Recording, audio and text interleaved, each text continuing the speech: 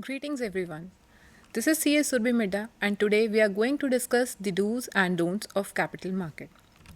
But before I proceed with the topic, I would like to share a very recent report with you which says that 4.8% of Indian household assets are invested in equities which values $10.8 trillion. Yes, $10.8 trillion. This itself is a very huge number. Therefore, we can say trading is in trend. And since trading is in trend, it is very important to understand its do's and don'ts. कोई भी trend follow करने से पहले आपको उसके dos and don't समझ लेने चाहिए, ये बहुत ज़रूरी है. Now moving on with the topic. Every investor has their own strategies, their own green and red flags. Now, there are some common caution to refer, and it is always easy to understand anything with a mnemonic. So today we are going to cover the do's of capital market with the word stock trade, and don'ts we'll cover it with the word horrible. Now, moving on to the do's of capital market. What is stock trade here? Here stock trade means stock exchange only, tolerance, obviate the unregistered intermediaries, credible sources, know the management, term of your holding, research, average out or analysis, diversify and educate. Now let's cover each of them one by one. So what is stock exchange only? यहाँ पे हम ये suggest कर रहे हैं कि आपको जब भी ट्रेडिंग करनी है हमेशा आपको ट्रेडिंग स्टॉक एक्सचेंज से ही करनी है. देखिए, अगर आप लिस्टेड सिक्योरिटीज़ में इन्वेस्ट करेंगे तो उसके मल्टीपल बेनिफिट्स हैं. यहाँ हम इन्हीं में से कुछ बेनिफिट्स की बात करने वाले हैं. सबसे पहला बेनिफिट ये है कि आपको प्रोटेक्टेड सेफ फील होगा, बिकॉज सभी स्टॉक एक्सचेंज को रेगुलेट करता है सेबी. इसी के साथ साथ आपको कंपनी में ओनरशिप मिलेगी, आपको कंपनी के वोटिंग राइट्स मिलेंगे. साथ ही बाइंग एंड सेलिंग का प्रोसेस, जो ट्रेडिंग का प्रोसेस है, वो स्टॉक एक्सचेंज के थ्रू वेरी इजी है.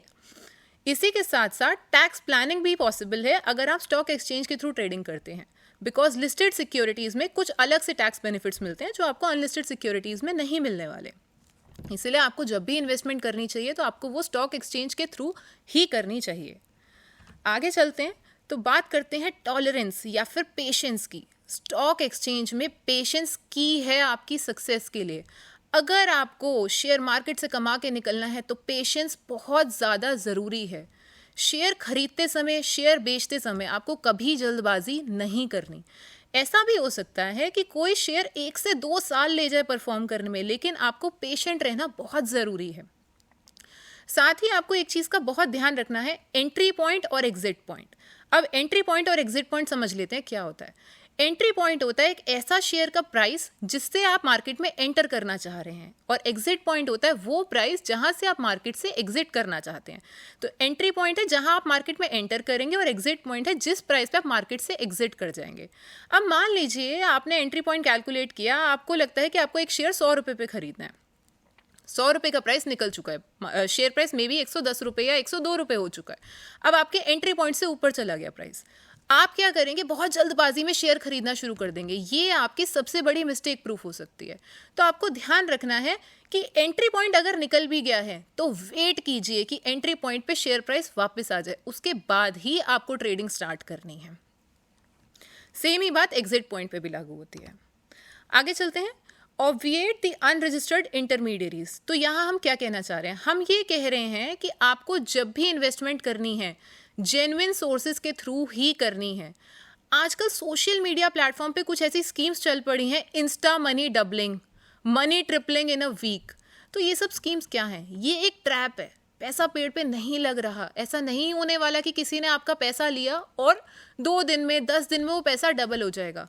ये सब चीज़ें पॉसिबल ही नहीं हैं. शेयर मार्केट एक प्रॉपर नॉलेज बेस्ड है. आपको समझना पड़ेगा, पैसा लिया और पैसा दुगना नहीं हो जाएगा. तो आपको अनरजिस्टर्ड सोर्सेज के थ्रू अपना पैसा कहीं भी इन्वेस्ट नहीं करना. सबसे बड़ा नुकसान आपको यहाँ ये होने वाला है कि अगर आप अनरजिस्टर्ड सोर्सेज में अपना पैसा लगा देंगे तो उसकी कोई सुनवाई नहीं है, कोई भी नहीं सुनेगा. अगर आप किसी ऐसे सोर्स में पैसा लगाएंगे तो आपको ध्यान रखना है, इन्वेस्टमेंट जब भी कीजिए, जैसा कि हमने पहले भी बात करी, स्टॉक एक्सचेंज के थ्रू ही कीजिए. आगे चलते हैं. तो क्रेडिबल सोर्सेज, आपने एक लाइन सुनी होगी, mutual funds are subject to market risk, please read the offer documents carefully before investing. ये लाइन क्या कहती है? ये लाइन एक डिस्क्लेमर है। डिस्क्लेमर है कि म्यूचुअल फंड्स में पैसा लगाना एक रिस्की है, ये एक रिस्की ट्रेड है। तो जब भी आप इस रिस्की ट्रेड को करना शुरू करें, पहले ऑफर डॉक्यूमेंट्स को पढ़ लीजिए। अब यहाँ पे आप लोग ध्यान नहीं देते। पुराने टाइम में क्या होता था, नॉर्मली लोग ब्रोकर्स पे विश्वास रखते थे, इस तरीके की इंडस्ट्रीज में, इस तरीके के इन्वेस्टर्स में विश्वास रखते थे जिनको पूरी नॉलेज हुआ करती थी, और आप अपना पैसा उन्हीं के थ्रू इन्वेस्ट करना चाहते थे। पिछले कुछ सालों से एक ट्रेंड चल पड़ा है कि लोग खुद से ही फैसले लेने लगे हैं कि हमें तो ट्रेडिंग करनी है और किसी को बीच में इन्वॉल्व नहीं करना। मैं इसको बुरा नहीं समझती, लेकिन ज़रूरी है यहाँ पे ये समझ लेना कि अगर आप अपना पैसा कहीं लगाने जा रहे हैं तो आपको कौन से सोर्सेज से उसकी इन्फॉर्मेशन गेन करनी है। तो इस ऐसे ही कुछ सोर्सेज की बात कर लेते हैं। सबसे ज़रूरी है कि आप न्यूज़पेपर्स के थ्रू पढ़िए, न्यूज़पेपर के थ्रू जानकारी लीजिए। जिस कंपनी में पैसा लगाना चाहते हैं उस कंपनी की वेबसाइट को विजिट कीजिए, साथ ही कंपनी की प्रेस रिलीज पे ध्यान दीजिए, और कंपनी के फाइनेंशियल स्टेटमेंट्स, कंपनी की इनकम स्टेटमेंट, कैश फ्लो, इन सबको पढ़ना सीखिए। अगर आप ये सब पढ़ना नहीं जानते तो आप कैसे कैलकुलेट कर पाएंगे कि क्या इस कंपनी में पैसा लगाना ठीक है, क्या यहाँ पैसा आगे ग्रो करने वाला है या नहीं। तो बहुत ज़रूरी है कि जिस सोर्स के थ्रू आप जानकारी लें पैसा लगाने से पहले, वो सोर्सेज बहुत क्रेडिबल होने चाहिए, बहुत परफेक्ट होने चाहिए। आगे चलते हैं, नो दी मैनेजमेंट। जी, शेयर मार्केट रिस्की है, ये आप सभी जानते हैं, लेकिन क्या रिस्क को ख़त्म किया जा सकता है? नहीं, रिस्क को कभी भी ख़त्म नहीं किया जा सकता। पर क्या रिस्क मैनेज किया जा सकता है? बिल्कुल, रिस्क मैनेज किया जा सकता है, और इसकी बहुत सारी टेक्निक्स हैं। अभी यहाँ हम बात करने वाले हैं ऐसी 3 मेन टेक्निक्स की, तो जिसमें से एक टेक्निक है स्टॉप लॉस। स्टॉप लॉस क्या कहता है? स्टॉप लॉस ये कहता है एक ऐसा प्राइस जिससे ऊपर आप शेयर खरीदना नहीं चाहते और जिससे नीचे आप शेयर बेचना नहीं चाहते, तो आपको स्टॉप लॉस लगाना चाहिए। इससे आपका क्या बेनिफिट होगा? जो आपका होने वाला नुकसान है वो कहीं ना कहीं लिमिट हो जाएगा। तो आपको स्टॉप लॉस का ध्यान रखना है। इसी के साथ साथ बैलेंस्ड पोर्टफोलियो, आपको हमेशा एक बैलेंस्ड पोर्टफोलियो बना के चलना है। सारा पैसा एक ही तरीके की जगह पे नहीं लगा देना, सारा पैसा इक्विटी में नहीं लगा देना, आपको एक मिक्स बना के चलना है। वो मिक्स 50-50 भी हो सकता है, 60-40 भी हो सकता है, जो भी आपको ठीक लगे अपने एनालिसिस के बाद, लेकिन आपको इक्विटीज़ और बॉन्ड्स का एक मिक्सचर बना के अपना पैसा लगाना चाहिए। तीसरी चीज़, पैसा ज़रूर इन्वेस्ट कीजिए ऐसी सिक्योरिटीज़ में जो हाई डिविडेंड देती हैं। अब हाई डिविडेंड से क्या बेनिफिट होने वाला है? मान लीजिए आपने किसी ऐसे शेयर में पैसा लगाया जहां आज शेयर डूब रहा है, आपका नुकसान हो रहा है, तो दूसरी तरफ अगर आप हाई डिविडेंड वाली सिक्योरिटीज़ में पैसा लगाएंगे तो आपका वो लॉस जो है वो कवर अप हो जाएगा। पहला बेनिफिट हो गया कि आपको अच्छा डिविडेंड मिलेगा। दूसरा बेनिफिट, इस तरीके के शेयर्स की वैल्यूएशन अक्सर अच्छी निकल के आती है, एक हायर वैल्यू निकल के आती है। तो यहाँ हमने बात करी 3 ऐसे प्रोसेस की जिससे कि आप अपने रिस्क को मैनेज कर सकते हैं। तो पहला है स्टॉप लॉस, दूसरा है बैलेंस्ड पोर्टफोलियो, और तीसरा है आपका हाई डिविडेंड यील्डिंग सिक्योरिटीज़ में इन्वेस्ट करना। आगे चलते हैं, टर्म ऑफ होल्डिंग। तो टर्म ऑफ होल्डिंग क्या कहता है? आपको एक शेयर को कितने समय तक अपने पास रखना है। एक एग्जाम्पल के थ्रू समझते हैं। आप लोगों ने ये बात बहुत बार सुनी होगी कि मेरे ग्रैंडफादर ने कहीं पे पैसा लगाया और तब बहुत अच्छा शेयर खरीदा था, सोचा था बहुत ग्रो कर जाएगा, पैसा दुगना हो जाएगा, लेकिन आज वो कोड़ियों के भाव बिक रहा है। ऐसा क्यों हुआ होगा? ऐसा इसलिए हुआ क्योंकि उन्होंने पैसा लगा तो दिया, लेकिन उसके बारे में वो अपडेटेड नहीं रहे, उस कंपनी के बारे में उन्होंने जानकारी नहीं रखी। तो ये आपकी सबसे बड़ी गलती है। आप जब भी पैसा लगाएंगे, या लगाने से पहले या लगाने के बाद, आपको हमेशा उस कंपनी के बारे में पूरी जानकारी रखनी है। कंपनी के फ्यूचर गोल्स क्या हैं, फ्यूचर प्लान्स क्या हैं, उनको एनालाइज करना है, ताकि आपको पता चल जाए कि क्या आपको यहाँ पैसा रखने की अब ज़रूरत है या आपको पैसा निकाल देना चाहिए। तो टर्म ऑफ होल्डिंग बहुत ज़रूरी है। इसी के साथ साथ टर्म ऑफ होल्डिंग के थ्रू आप टैक्स प्लानिंग भी कर सकते हैं। कैसे कर सकते हैं? देखिए, आप जितने समय तक शेयर रखेंगे उस पे जो प्रॉफिट होगा, उस पे जो टैक्स रेट है ना, वो भी वेरी करता है। तो आपको टैक्स प्लानिंग के पॉइंट ऑफ व्यू से भी ध्यान रखना है कि शेयर निकाल देना है या शेयर आपको रखना है। तो आगे अगला पॉइंट आता है रिसर्च। अब रिसर्च के बारे में क्या है? आप अगर शॉपिंग भी करने जाते हैं तो आप दो ब्रांड्स के बीच में बहुत सारी रिसर्च करते हैं, बहुत सारा कंपैरिजन करते हैं। तो जब आप खर्चा करने से पहले इतना कंपैरिजन कर रहे हैं, इतनी रिसर्च कर रहे हैं, तो क्या आप इन्वेस्ट करने से पहले रिसर्च नहीं करेंगे? यहाँ पे रिसर्च बहुत ज़रूरी है। और रिसर्च में आपको ये ध्यान रखना है कि जैसे हमने बात करी क्रेडिबल सोर्सेज की, आपको ऐसे सोर्सेज के थ्रू ही रिसर्च करनी है। कहीं पे भी आप एक रेस्टोरेंट में बैठे हैं, आपको कोई टिप मिल गई, पीछे वाली टेबल पे कोई बात कर रहा था कि जी इस शेयर में पैसा लगाओ, पैसा दुगना हो जाएगा, ऐसी बातों पे विश्वास करके आपको इन्वेस्ट नहीं करने देना है। पहले प्रॉपरली आपको उसके बारे में रिसर्च करनी है, वो भी एक सही सोर्स के थ्रू। साथ ही आपको ट्रेडिंग फीस का भी बहुत ध्यान रखना है। ट्रेडिंग फीस आपको कम से कम पे करनी है, क्योंकि ऐसे ही तो आप प्रॉफिट कमा पाएंगे। अगर आप उतना ही ट्रेडिंग फीस पे कर देंगे तो फ़ायदा क्या है? तो आपको ट्रेडिंग फीस का भी बहुत ध्यान रखना है।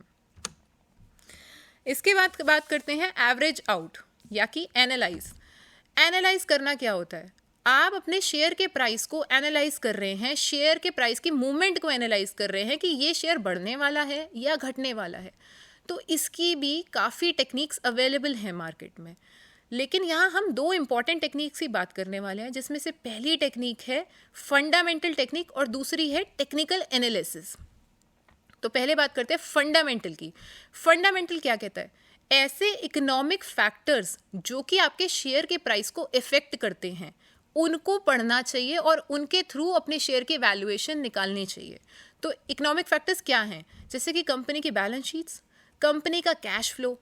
अगर आप ये सब पढ़ना सीख लेंगे तो आपको शेयर की वैल्यूएशन निकालनी आ जाएगी। तो फंडामेंटल टेक्निक्स जो हैं वो समझने के लिए आपको कंपनी की बैलेंस शीट्स और कंपनी के कैश फ्लो को समझना बहुत ज़रूरी है। साथ ही बात करें अगर टेक्निकल एनालिसिस की, तो टेक्निकल एनालिसिस क्या कहता है? शेयर के फ्यूचर के प्राइस को शेयर के पास्ट के प्राइस के मूवमेंट के बेसिस पे एनालाइज करना। तो यूजुअली जो टेक्निकल एनालिसिस है वो कैसे किया जाता है? वो किया जाता है आपका चार्ट्स के थ्रू, ग्राफ्स के थ्रू। तो ये एक ट्रेंड एनालिसिस है, आपने शेयर का फ्यूचर का प्राइस प्रेडिक्ट किया पास्ट के प्राइसेस के बेसिस पे। तो यहाँ पे मैं एक चीज़ और बता दूं, जो लोग लंबे समय तक मार्केट में खेलना चाहते हैं वो ज़्यादातर ध्यान देते हैं आपका फंडामेंटल एनालिसिस पे, और जो शॉर्ट टर्म खेलना चाहते हैं वो अक्सर ध्यान देते हैं टेक्निकल एनालिसिस की तरफ। लेकिन आपको पहले ये प्लान करना है कि आप कितने लंबे समय के लिए खेलना चाह रहे हैं, और दोनों ही एनालिसिस अपने आप में बहुत बढ़िया है। इनको समझिए कि शेयर कैसे मूव करता है।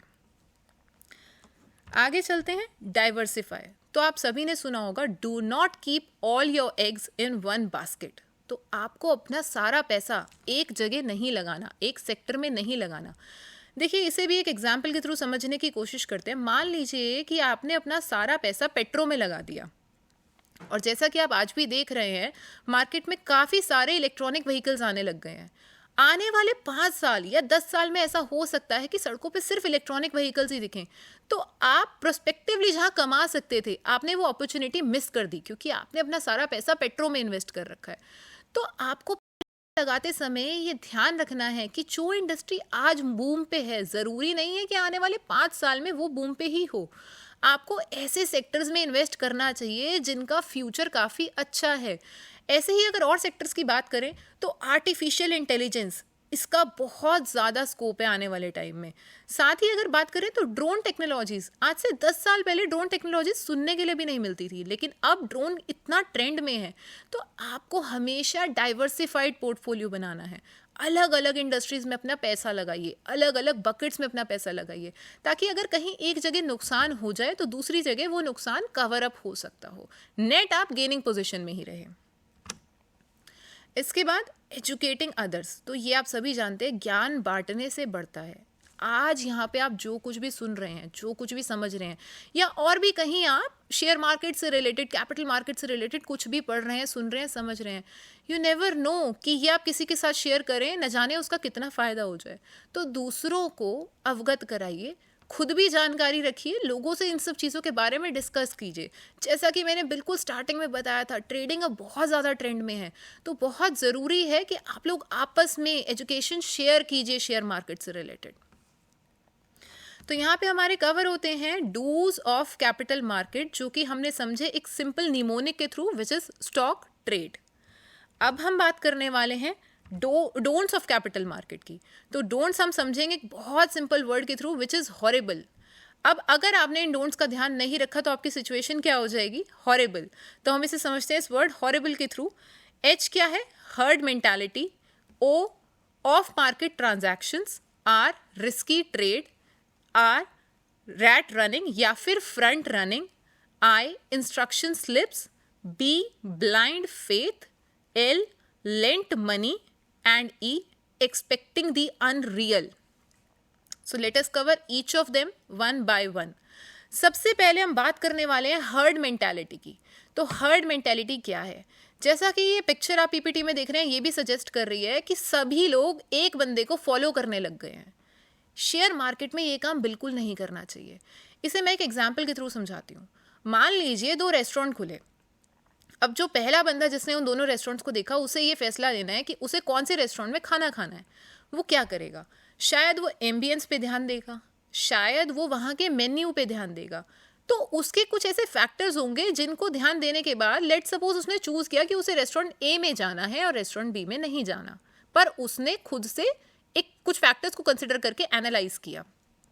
अब बात करते हैं, एक सेकंड पर्सन निकला, क्या वो भी इतना एनालिसिस करने वाला है रेस्टोरेंट चूज करने से पहले? नहीं। वो क्या करेगा, वो ये देखेगा कि इस रेस्टोरेंट पे तो कोई है और वो रेस्टोरेंट खाली पड़ा है। ये आप सभी की टेंडेंसी है। आप लोग सब इसी तरीके से ध्यान देते होंगे कि जहाँ पे लोग खड़े हैं आप लोग सब वहीं जाना प्रेफर करते हैं इंस्टेड कोई नई जगह को चूज करने के। तो यहाँ पे क्या हुआ, हर्ड मेंटालिटी ने काम किया कि जहाँ पे आपने फुटफॉल देखा आप सभी वहीं चल दिए। खुद से ड्यू डिलिजेंस नहीं की, खुद से आपने कुछ भी एनालाइज नहीं किया। इससे क्या नुकसान होने वाला है? अगर आप ये काम शेयर मार्केट में करेंगे तो क्राइसिस को आप प्रमोशन दे रहे हैं, साथ ही पैनिक बाइंग एंड सेलिंग और मार्केट क्रैश का सबसे बड़ा रीज़न है हर्ड मेंटालिटी। तो आपको हमेशा ध्यान रखना है, अपने लिस्ट को जॉट डाउन कीजिए कि आपको किस किस बेसिस पे इन्वेस्टमेंट करनी है। लोगों को देखा देखी आपको इन्वेस्टमेंट नहीं करनी। आगे चलते हैं, ऑफ मार्केट ट्रांजैक्शंस। तो ऑफ मार्केट ट्रांजैक्शंस क्या है? देखिए, ऑफ मार्केट ट्रांजैक्शन में क्लियरिंग कॉरपोरेशंस इन्वॉल्व नहीं होते। यहाँ पे आपको सेटलमेंट के टाइम पे बहुत सतर्क रहना है, बहुत ज़्यादा कॉशियस रहना है। सेबी की 27 अगस्त 2020 का एक सर्क्यूलर है। वो सर्क्यूलर क्या कहता है? उस टाइम पे क्या हुआ था, पावर ऑफ अटॉर्नी के थ्रू ब्रोकर्स जो थे वो ऐसे गलत ट्रेड्स करने लग गए थे जिस पे क्लाइंट ने अपना कंसेंट भी नहीं दिया था। तो इस सर्कुलर के थ्रू सेबी ने मना किया कि पहली बात, ऑफ मार्केट ट्रांजैक्शन किसी भी पावर ऑफ अटॉर्नी पे नहीं होगी। सेकेंडली, कोई भी ऑफ मार्केट ट्रांजैक्शन सही तभी मानी जाएगी अगर आपने अपने क्लाइंट से ओटीपी लिया है, ओटीपी के थ्रू कंसेंट ली है। तो आपको ऑफ मार्केट ट्रांजैक्शन करते समय बहुत ज़्यादा कॉशियस रहने की ज़रूरत है, स्पेशली सेटलमेंट के टाइम पे।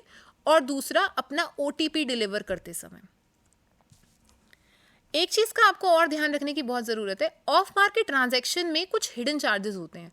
अगर आप पता करेंगे तो मे बी शायद आपका ब्रोकर या वहाँ पे जो भी सर्विस सेंटर है वो आपको इस चीज़ की क्लियर जानकारी ना दे, लेकिन इसके कुछ हिडन चार्जेस होते हैं जो आपको नहीं पता होते। तो इन सब चीज़ों का ध्यान रखना है। Be calculative while you are doing off market transactions. आगे चलते हैं, बात करते हैं रिस्की ट्रेड्स की। तो रिस्की ट्रेड्स क्या है? आपको हर तरीके के शेयर में पैसा लगाने की ज़रूरत नहीं है कमाने के लिए। इस चीज़ का ध्यान रखिए, you have to be selective. देखिए, आप अपनी सारी जमा पूंजी तो लगा नहीं देंगे शेयर मार्केट में। तो जब आप एक लिमिटेड पोर्शन लगा रहे हैं, हर तरीके के शेयर में पैसा मत लगाइए, थोड़ा सा सिलेक्टिव रहने की ज़रूरत है। साथ ही आपको अपने रिस्क एपिटाइट का पता होना चाहिए। ऐसा नहीं होना चाहिए अब आप किसी को देखा देखी पैसा लगा दें। क्या पता जो पैसा आप लगा रहे हैं वो आपकी सारी ज़िंदगी भर की कमाई हो, और जो पैसा वो लगा रहे हैं वो शायद उनकी कमाई का एक छोटा सा हिस्सा ही हो। अब अगर आप उन्हें देख के फैसला लेने लग जाएंगे तो नुकसान किसका होगा? सारा नुकसान आप ही का होने वाला है, आप अपना सब कुछ गंवा देंगे। तो आपको बहुत ध्यान रखना है कि रिस्की ट्रेड्स में आपको इन्वॉल्व नहीं होना है। अगर आप रिस्क लेना भी चाहते हैं तो अपनी रिस्क एपिटाइट को समझ लीजिए, अपनी रिस्क झेलने की क्षमता को समझिए, तभी आगे बढ़िए। आगे चलते हैं, रैट ट्रेड या फिर फ्रंट रनिंग। तो फ्रंट रनिंग क्या है, पहले मैं इसका मीनिंग आपको समझा देती हूँ। एक क्लाइंट ने अपने ब्रोकर को किसी कंपनी से रिलेटेड, उस कंपनी के शेयर से रिलेटेड एक बहुत इंपॉर्टेंट जानकारी दी। अब उसने तो ये उम्मीद रखी होगी कि मेरा ब्रोकर ये इन्फॉर्मेशन यूज़ करेगा मेरे बेनिफिट के लिए, मेरे ट्रेड के लिए। लेकिन ब्रोकर ने क्या किया, क्लाइंट के लिए तो वो ट्रांजैक्शन एग्जीक्यूट नहीं करी, पर अपने लिए, अपने मुनाफे के लिए उसने वो ट्रांजैक्शन को यूज़ कर लिया। तो इसे बोलते हैं हम फ्रंट रनिंग। तो आपको फ्रंट रनिंग से बचना है, आपको बहुत ध्यान देना है कि कहीं फ्रंट रनिंग में तो इन्वॉल्वमेंट नहीं हो रही।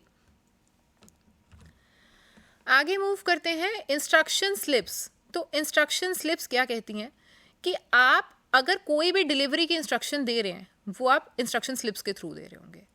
अब यहाँ पे बात आती है इंस्ट्रक्शन स्लिप्स को सेफ रखने की। पहली चीज़, आपको कहीं भी अपनी ब्लैंक इंस्ट्रक्शन स्लिप्स नहीं छोड़नी है। लूजली इंस्ट्रक्शन स्लिप्स किसी के हाथ में हैंड ओवर नहीं करनी।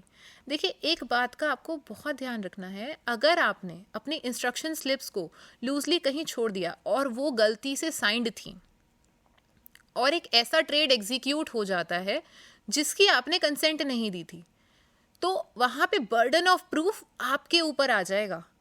आपके ऊपर इसलिए आ जाएगा क्योंकि सिग्नेचर तो आप ही के थे।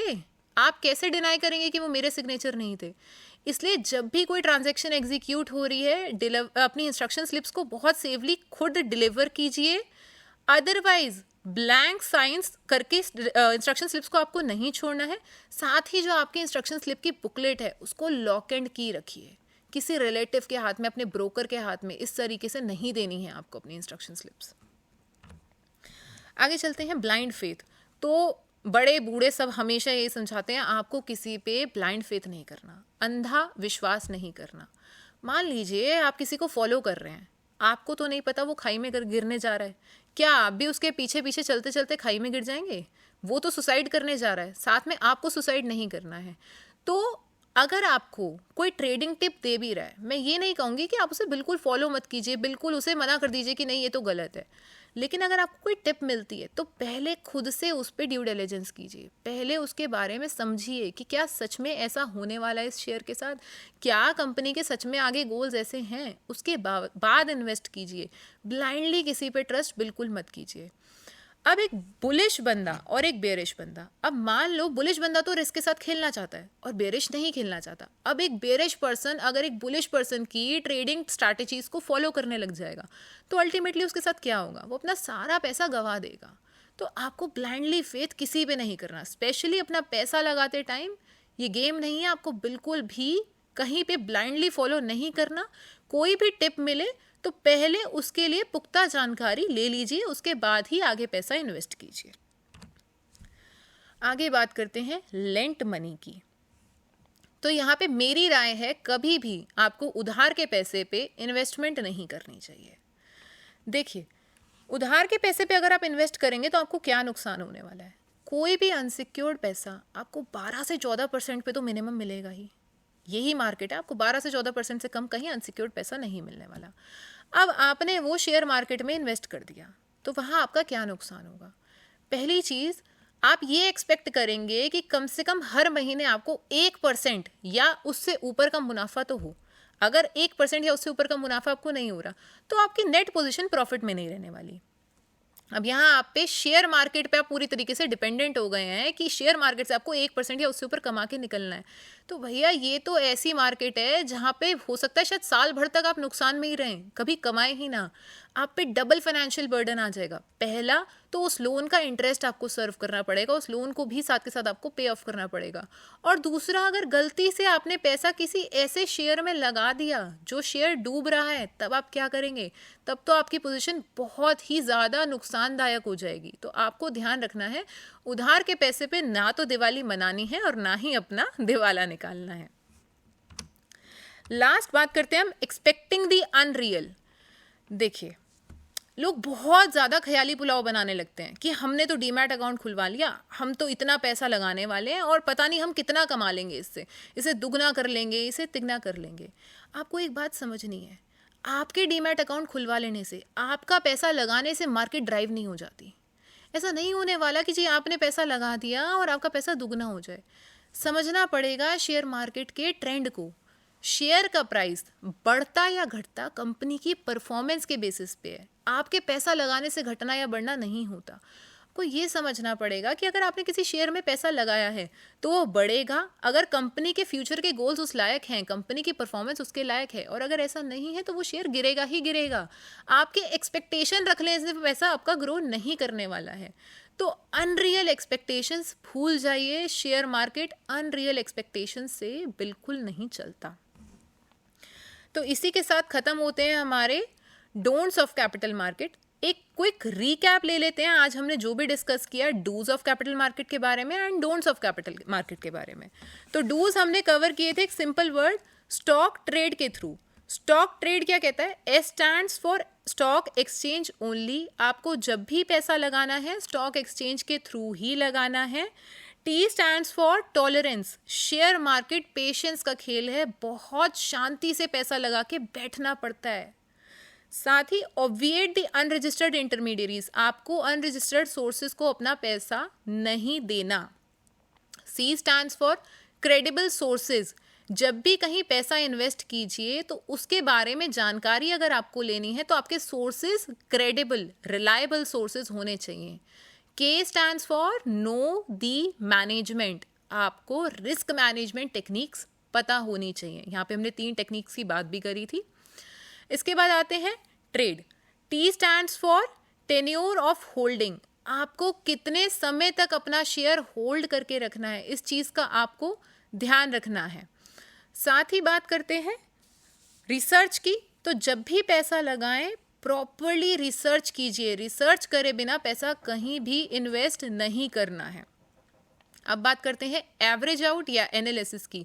तो यहाँ हमने 2 तरीके के एनालिसिस की बात करी थी, फंडामेंटल और टेक्निकल। दोनों को बहुत ध्यान से पढ़िए, समझिए, उसके बाद ही एनालाइज कीजिए कि शेयर का प्राइस कहाँ जाने वाला है। आगे चलते हैं डाइवर्सिफाई। आपको हमेशा डाइवर्सिफाइड पोर्टफोलियो ही बनाना है, सारा पैसा एक तरीके की बकेट में नहीं रखना।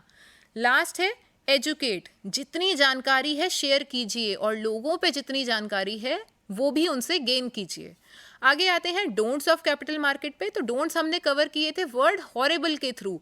अगर आपने हॉरेबल वर्ड का ध्यान नहीं रखा तो आपकी सिचुएशन हो जाएगी हॉरेबल। यहाँ एच है हर्ड मेंटालिटी, किसी के डिसीजंस को कॉपी करके आगे नहीं चलना, आपको खुद से फैसला लेना है। ऑफ मार्केट ट्रांजैक्शंस, क्योंकि यहाँ पे क्लियरिंग कॉर्पोरेशंस इंक्लूडेड नहीं है तो बहुत कॉशियसली सेटलमेंट करनी है। रिस्की ट्रेड्स, अपनी रिस्क एपिटाइट, अपनी रिस्क झेलने की क्षमता को समझिए, उसके बाद ही रिस्की ट्रेड्स में इन्वॉल्व होइए। रैट रनिंग या फ्रंट रनिंग, फ्रंट रनिंग गलत है, इसका ध्यान रखिए, फ्रंट रनिंग नहीं होनी चाहिए। साथ ही इंस्ट्रक्शन स्लिप्स, तो इंस्ट्रक्शन स्लिप्स ब्लैंक स्लिप्स कभी कहीं नहीं छोड़नी। इसके बाद ब्लाइंड फेथ, अंधा विश्वास किसी पे नहीं रखना। और लेंट मनी या फिर एक्सपेक्टिंग दी अनरियल, उधार के पैसे पे इन्वेस्टमेंट मत कीजिए और अनरियल एक्सपेक्टेशंस शेयर मार्केट में बिल्कुल मत रखिए। Wish you all the best for all your future and current investments. Thank you.